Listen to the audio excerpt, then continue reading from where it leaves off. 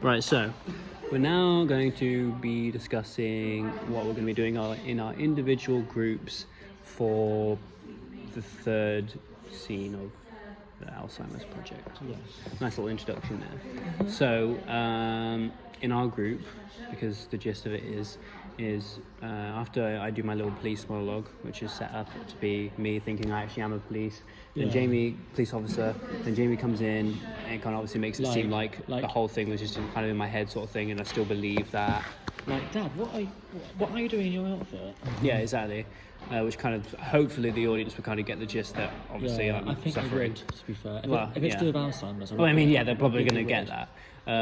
So then that's when we kind of split into each groups, and our group has the task of where the carer is trying to do the washing up, and me being person with dementia is, and Jamie is Adam in this video, just for the sake of talking what Adam will be doing, because he's not here. So that means Jamie is the audience member, so because hopefully we'll have an audience member or two audience members in each kind of group to watch what's going on. So Charlie, you will be kind of going off to do the washing up, and I think the way we're doing it is whilst you're washing up, I'll be like getting panicky, like, oh, where have they gone?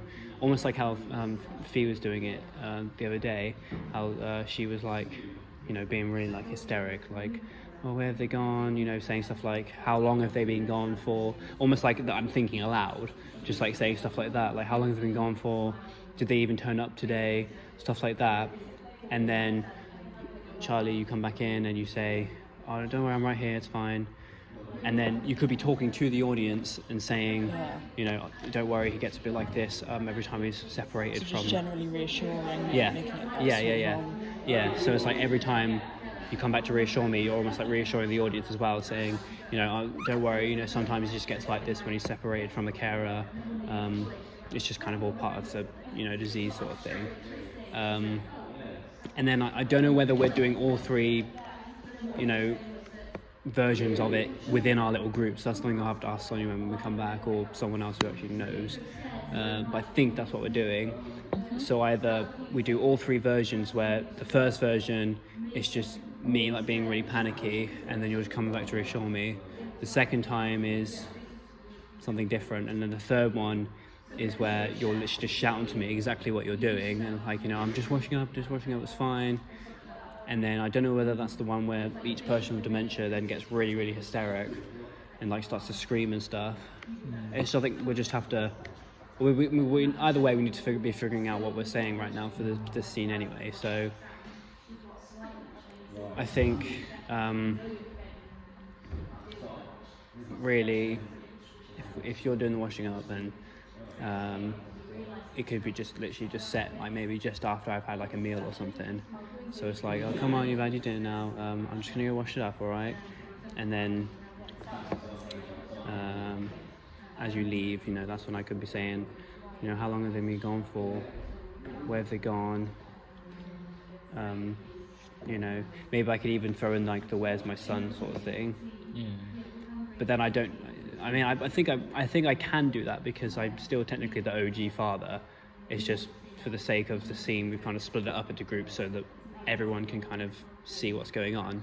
So I think I can still be the one to say like, "Where's my son" sort of thing. But to be honest, these guys could probably say the same thing as well. Mm-hmm. But like, do the whole "Where's my son?" Yeah. But yeah, Sonia. Sound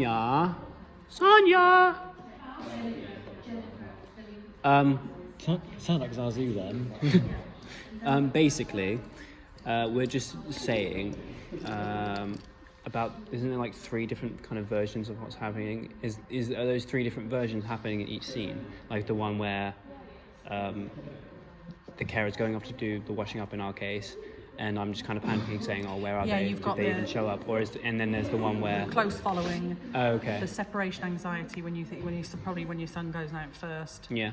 Where is he? Why am I all alone? Why am I alone? And then the carer comes in and goes, "Okay."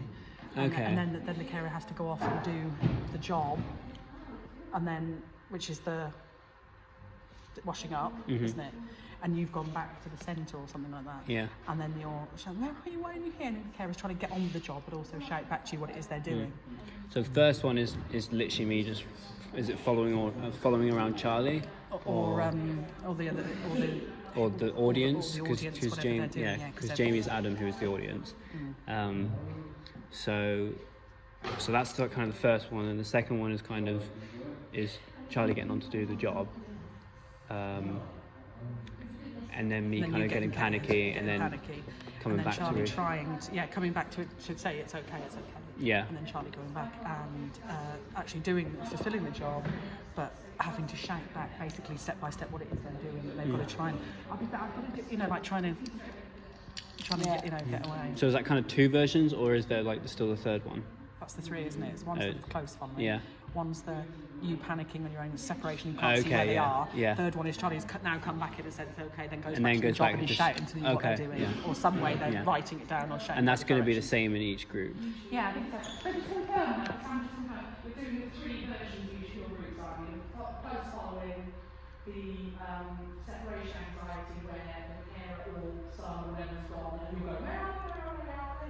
So you can have some sort of physical separation there. And the third one is when the carer actually goes back to actually complete the task. They're having to shout what it is they're doing to them. If you can.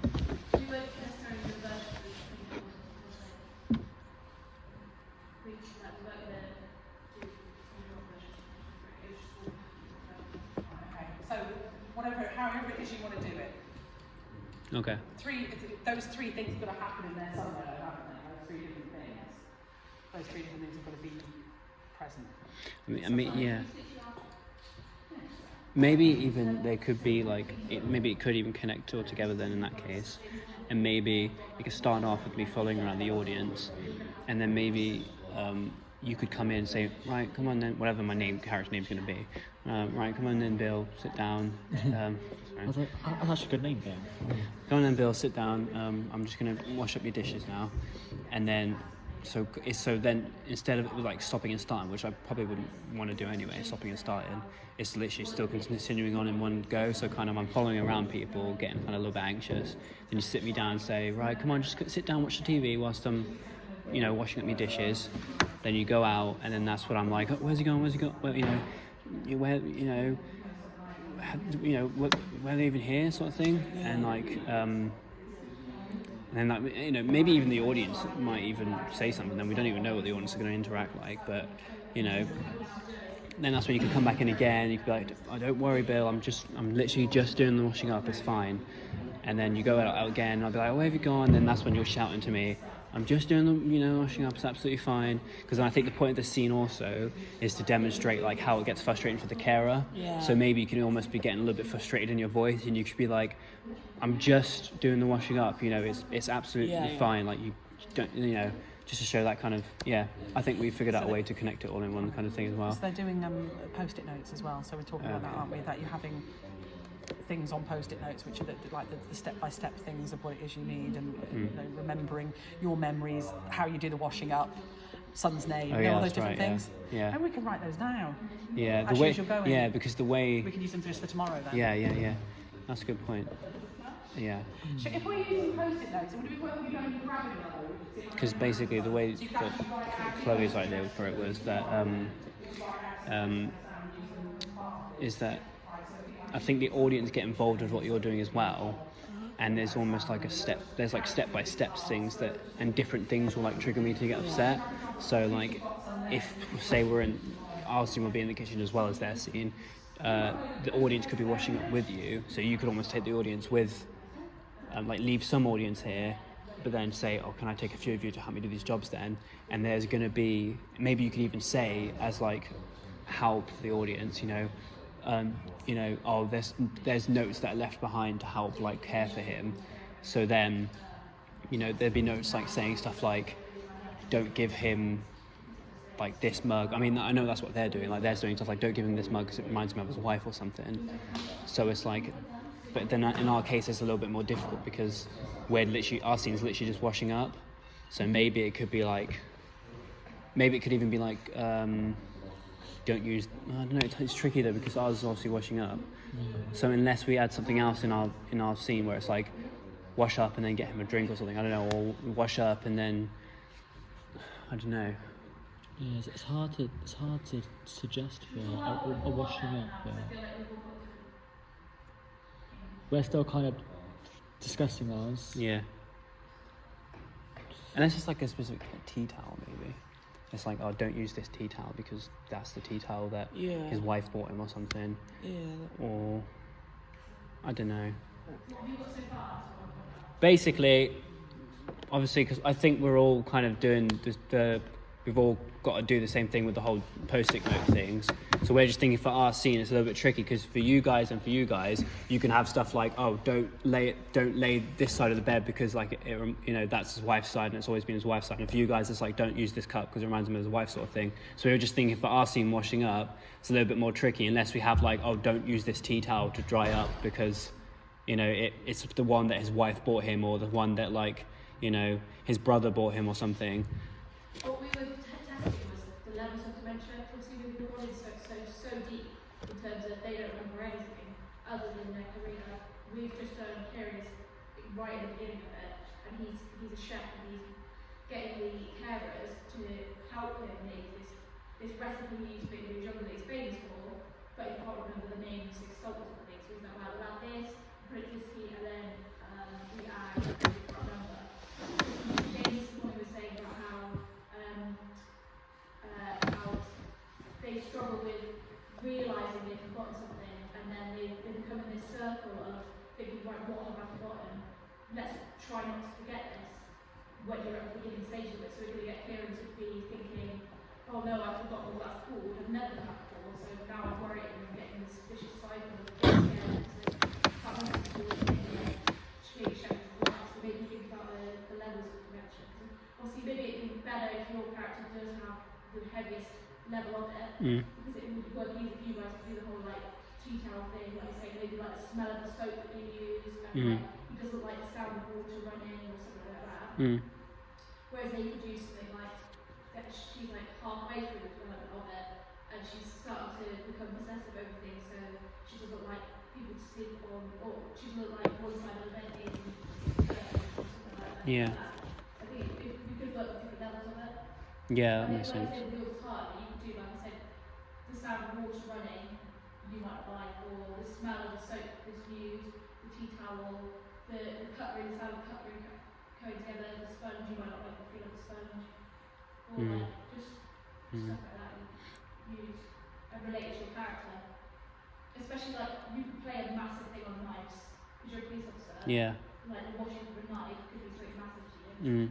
But like, is this something that I'm going to be able to see, like the carer and the audience doing though? Because I wouldn't really be able to react to that unless the audience come back in with the knife.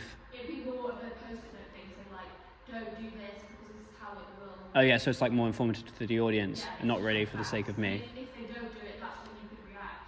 Yeah. Okay. Like each person, and you guys, you have certain things that you react to if it's not completed. So like for Kieran, if something, say, if this part of the ingredients isn't added to it, he'll get a bit aggressive. He won't get as aggressive with you guys because it's not as far into development of dementia as you are. But it's just stuff like that. If you recognise that the audience hasn't done it, that's when you can start getting a bit angry. Yeah. Actually, it could work if there's still like a knife with me, and then like maybe like a knife that I've used to like eat my food, because the way that we've kind of said it is like they're washing up just after I've eaten a meal. So maybe there's like a knife like next to me or something, and like an audience member or Charlie as the carer comes in and grabs the knife, and then that's when I could be a bit wary, like Perhaps they try to wash it, and that's your like protecting thing. That's something that yeah. you carry around with you. Oh yeah. Okay. It's like, as a police officer back there, if someone's grabbing a knife, it's like a crime, they're grabbing a weapon that's protecting you. Yeah. When you're now not a police officer, then grabbing that knife to wash it, because it's not actually a weapon knife at all, it's just a steak knife, you could then be really angry about it, because you think, right, this is an offence, but I was a police officer. It's not when you're a police officer, if you are a police officer right now. Yeah. So I can fully believe that I'm a police officer still. Because that could still work, because you could come in and you could be like, it's just a steak knife, because it shows like how like you get frustrated with it. So you could be like, it's literally just a steak knife, and then you could like literally show it to me. It's like, it's just a steak knife.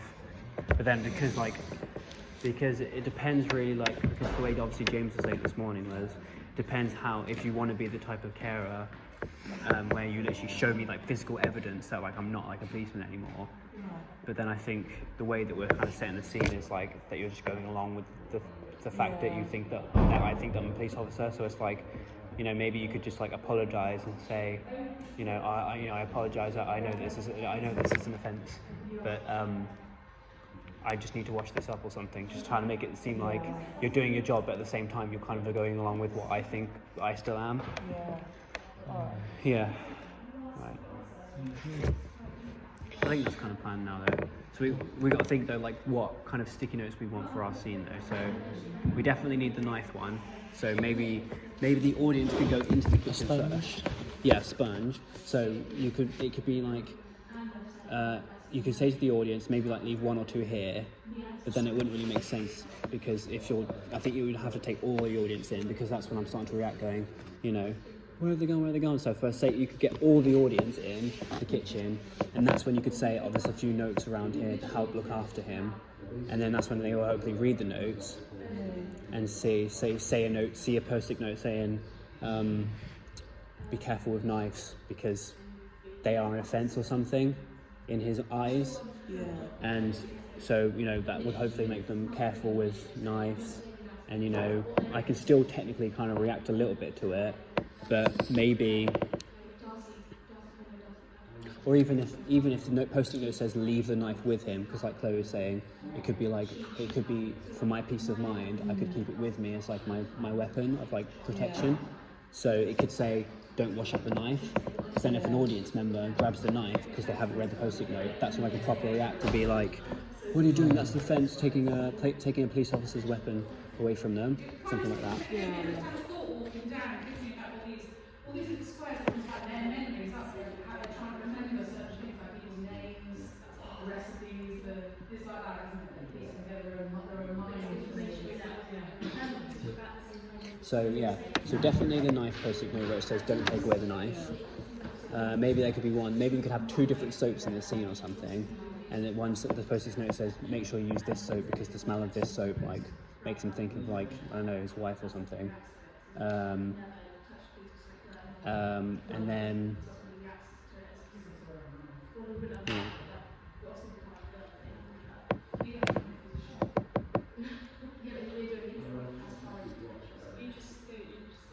the way we were thinking it, Sonia, was well, you see. Does it have to be time related with some policing? Maybe not, because policemen they bring the coffee all the time.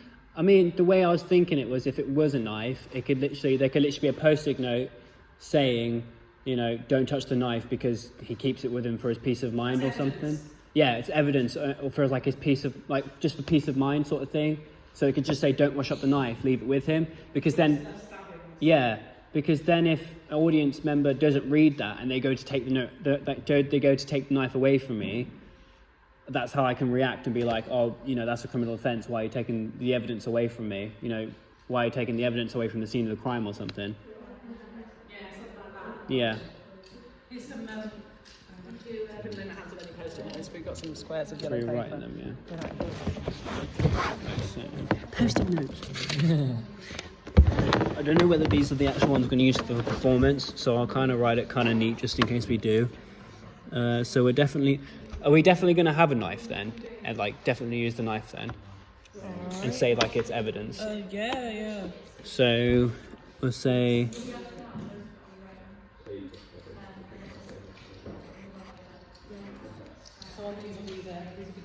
Don't wash Details about the person's life, names, you know, just his so that the key knife. Is there a point where this person, where the person with dementia is actually with those posters trying to make sense themselves of that? They're trying to lay out that memory, trying to find something about themselves. Should I say to him this is evidence, or No, I think just just leave it like that. Yeah, Don't wash them. I don't think there's a problem with that. To be fair. Maybe even you could explain it a little bit further, Yeah. and you could just be like, oh, this note here just kind of means, you know, because he keeps that knife with him, because maybe even you could say, oh, he keeps that knife with him because that's one of the first like bust ups he did, and that's the evidence that he keeps now with him, Yeah. because it reminds him like how like much that job means to him. But if you take that knife away from him, you know, he's gonna really struggle or something. So you've definitely got that one. Don't wash the knife. Don't wash your knife or I'll kill ya. Alright, Jamie. It's a joke, you twat. I might do a separate video now